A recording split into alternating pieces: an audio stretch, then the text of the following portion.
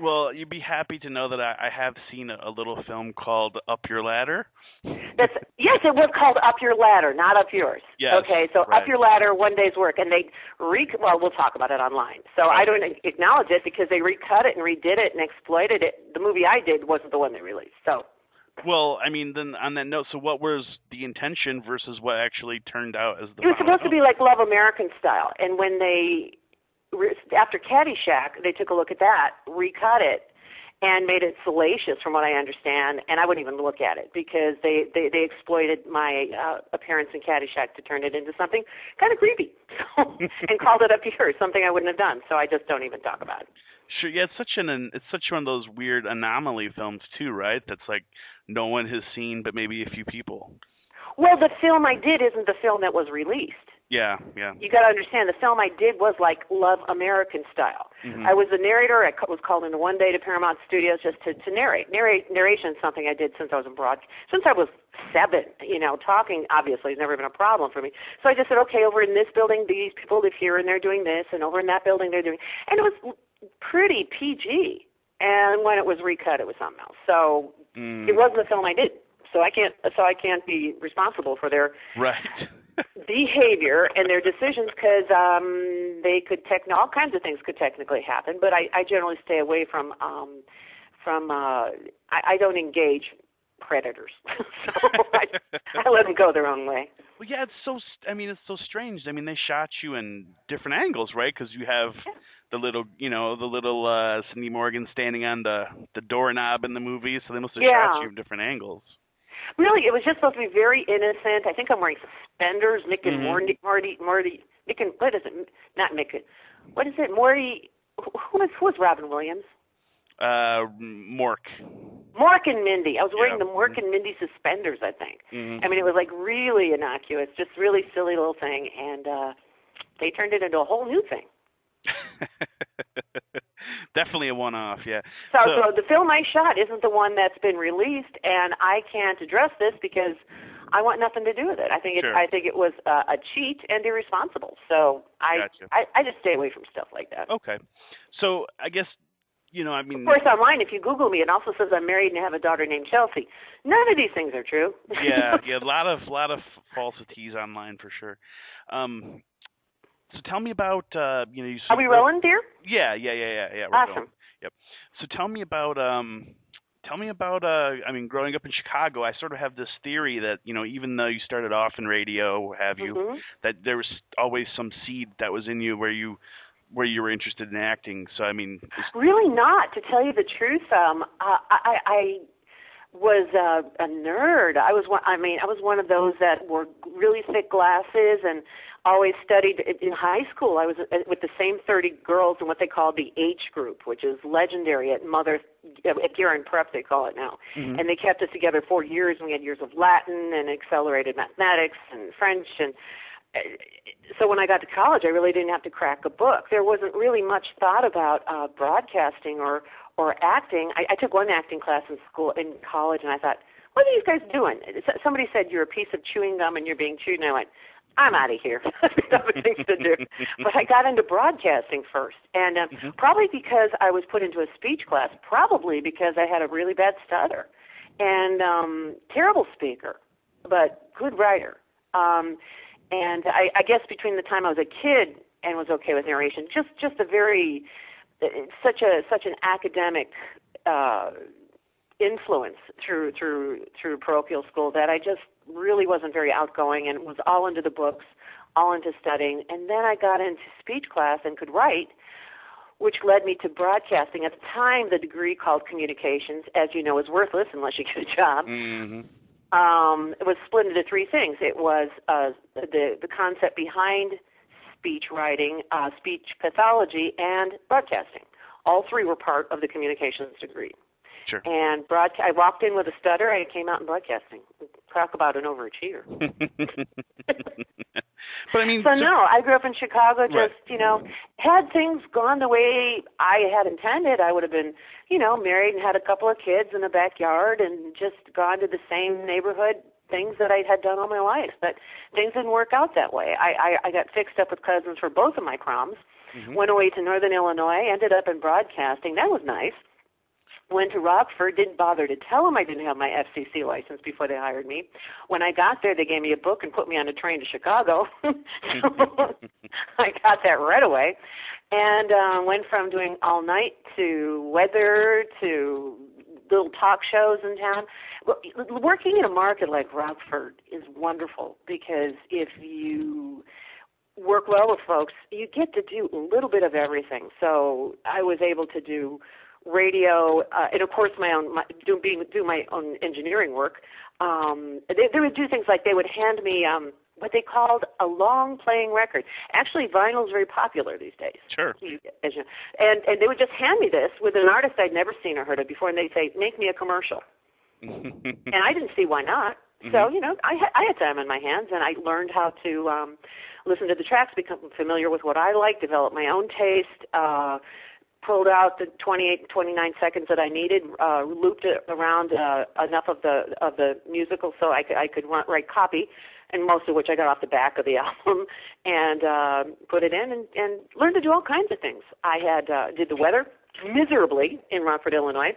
I think people tuned in just to see what the hell I'd say. To tell you the truth, my director would come down with a Sharpie after the newscast at 10:30, and very often would write, with a very bad look on his face, Atlantic Pacific, because I would say whatever the hell popped into my head. I think people tuned in just to see what's going to go on. Sure. Well, it's funny though because that you can encounter that no matter what part of the country you're in terms of watching the local news, which is really strange. Yeah. I see errors in the news every day. Oh yeah. But so growing up though, I mean, were you as a kid in Chicago? Were you you were like a sci-fi fan, right? Too. You were a sci-fi nerd, fan, so you must have watched like Marvin on TV and like Son of Svengoolie, stuff like that. Exactly. Yeah. You bet I love that. And then as a broadcaster, you must have. I'm sure you ran paths with Rich Kaz too, right? Didn't you? Didn't really maybe run Dick into him because that was yeah. just before me, but ran into things like that. And the funny thing was, once I got to work with the people I'd seen, I stopped watching their work right away so I wouldn't be intimidated. Gotcha. And so I just would react to them directly as who and what they are. Especially when I got Caddyshack, I'd stop watching SNL right there. Sure. Right. Yeah. Because I didn't want to know anything. I just wanted to work with these guys straightforward and not be, overly impressed or right. weirded out by it. So what were some of the films that you saw as a kid that you really liked or that perhaps all the Jules subconsciously Verne influenced you? Films I loved. Anything sci-fi, anything Jules Verne was awesome. And that was as a kid, and films changed. 60s was lots of message movies in the 60s and 70s, so there were all these little message things. I started watching foreign films. But the things that made me, that drew me, I think, the heart, was science fiction and comedy were the two things I just loved. And I was lucky enough to work with both. Sure. Any particular comedies you liked? I remember going to see Animal House. I was in college, and I remember thinking how funny it was. Little did I know that within a very short time, a couple of years, I'd be working with those guys doing their next film. Yeah. And one of the things I think I read online, I was sort of fascinated by was the fact that the writer on Caddyshack, Doug Kenny, he had actually told you to screen To Have or Have Not. He sure did. What was the story got a behind Warner Brothers. What's that, hon? What was the story behind that whole idea? Well, Lacey Underall was a character that Doug Kenny actually had met. He worked at a country club, as did all the 12 Murray brothers. They worked in Chicago. Doug Kenny was up on the East Coast, and he met someone named Lacey who was very much like that. And when I read, I could not believe they cast me. That's why I did so well, because I had nothing to lose. They were never going to cast me for this. I was fixed up with cousins for both of my proms. How could they possibly cast me as this person? But they did, So he had a specific vision of Lauren Bacall in To Have or Have Not, her first film with Humphrey Bogart. And I went into the screening room with Warner Brothers, I'm sitting there. I was such a cocky son of a gun. I got a little bag of popcorn, sat there, and the projectionist is behind me, and he goes, "Where is everybody?" And I said, "I'm it. Roll them." So I got to watch it all by myself in a Warner Brothers screening room on a big screen, which really made a difference. Sure. And just to capture not her voice or her mannerisms, but just more the way she handled herself. Sort of her attitude, kind of? What's that, dear? Sort of like her attitude? Her attitude, exactly. Her attitude, her independence, the fact that things really didn't matter that much, and she liked having fun with people, and she was pretty much in charge of her life and everyone else's. And it was wonderful to watch, and it gave me just something to look at, because when I was cast for this film, they gave me within about a month diving lessons, bodybuilding lessons, voice lessons, tennis lessons, golf lessons. Some I caught on to, some I could not. I mean, I grabbed as much as I could in a month, and it helped a lot. The best part was when I got to the set, and these guys tried to back me down.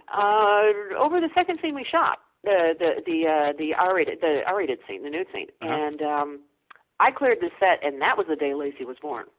That helped the most. Backing me into a corner, that was a good way of getting Lacey out of me. Well, she's a sexualized character, right? I mean, but there's some women's lip going on there too, right? Absolutely, and that's what a lot of guys don't realize. They said, "You were braless in the movie." I went, "Yeah, we had just burned our bras, literally or figuratively. It was a political statement not to wear a bra." But I don't tell guys that because they don't want to hear it. And I'm like, all I can say is, ladies, let's harness this energy. If it works, it works. Yeah. But so then watching the Lauren Bacall, having that experience, and then so what kind of depth do you think you brought her versus what was in the written page in the script? Well, Lacey that Doug Kenny had met was a woman who kind of he met her and she was cocky and kind of blew him off. And she actually had a line that I asked them to remove because I was a little bit older. The line was, "Hi, I'm Lacey, I'm 17, and I'm trouble." And I said to Harold, "Look, it's a comedy, but I'm never going to pull off 17, and you shouldn't either if there's going to be a nude scene, so let's yank that one line."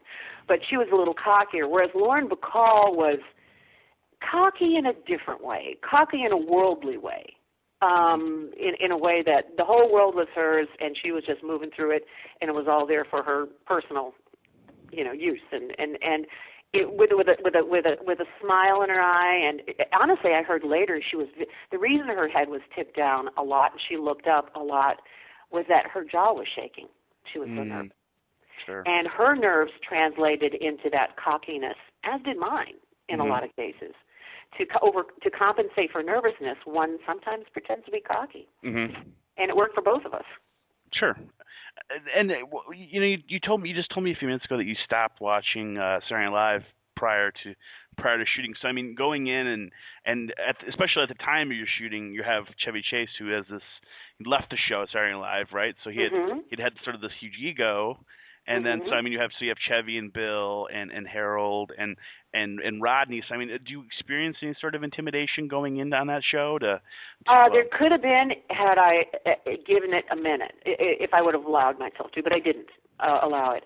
One of the first people I started talking to when I got there was Ted Knight, who kind of put his arm around me like my Polish uncle, and we went out to breakfast, and he explained, "Well, Cindy, this is how it's done," and just in the voice he used on the Mary Tyler Moore Show.